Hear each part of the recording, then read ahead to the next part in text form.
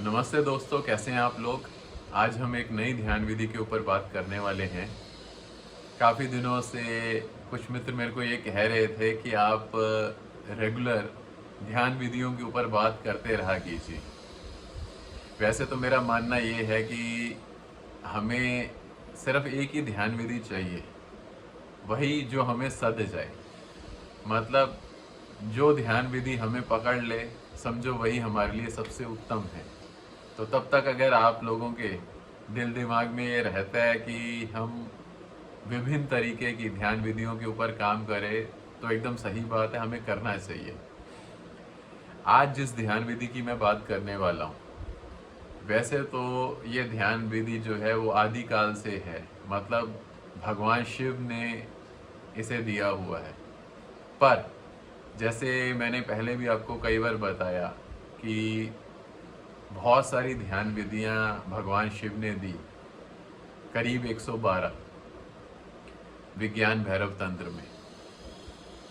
और कुछ ध्यान विधियां उनमें से बहुत ज़्यादा प्रचलित हो गई, पर बहुत सारी ध्यान विधियां ऐसी थी जिनके मुताबिक बहुत ज़्यादा लोग जानते नहीं हैं।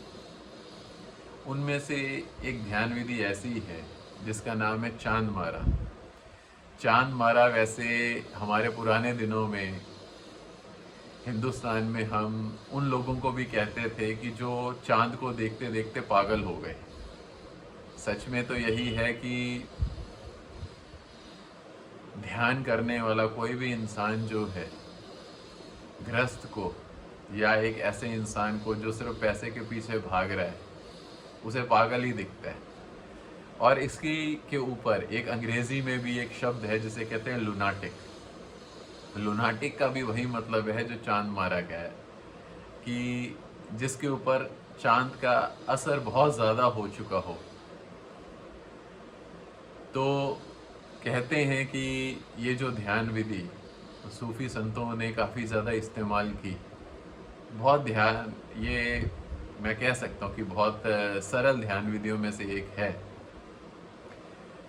और एक सूफी संत हुए हैं जिनका मैंने कई बार पहले भी जिक्र किया है, जिनका नाम था रूहानी सुल्तान।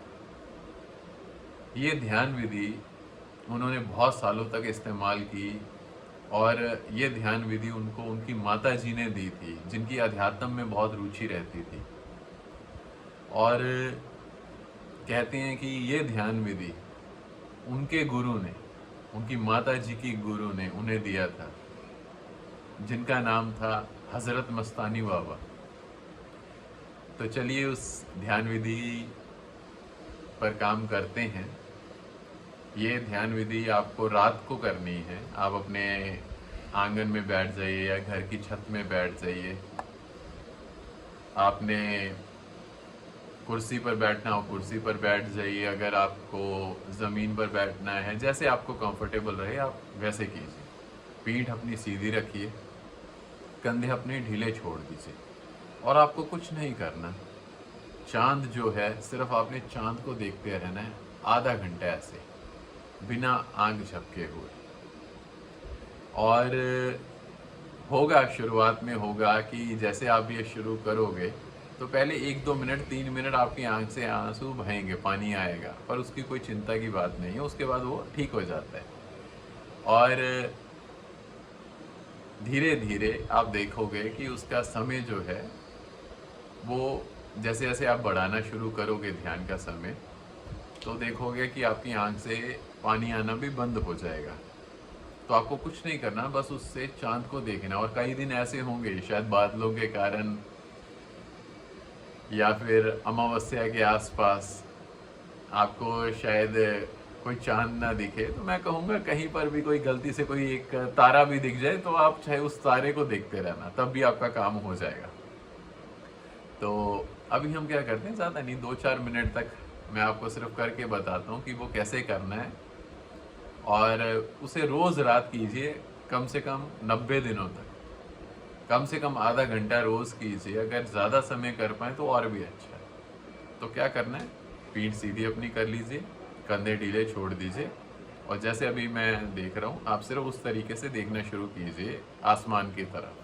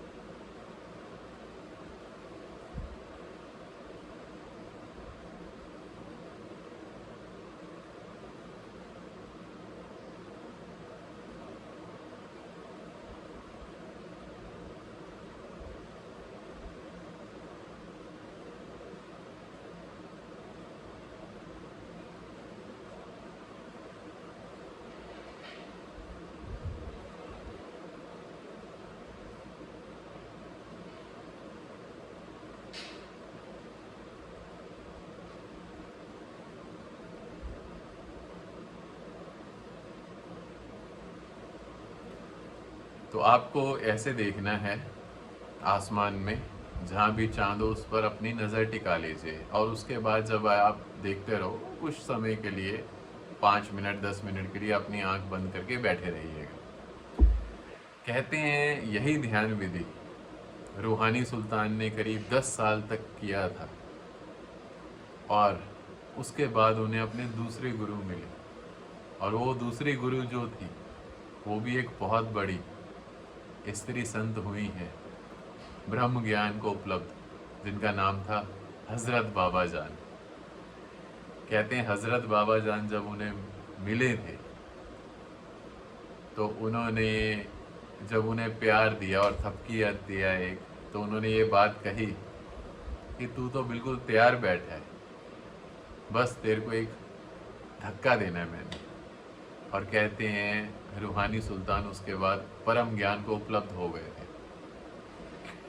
तो ये साधारण सी दिखने वाली ध्यान विधि जो है आपके तीसरे नेत्र पर इतना गहरा असर करेगी जो आपने कभी सोचा नहीं होगा।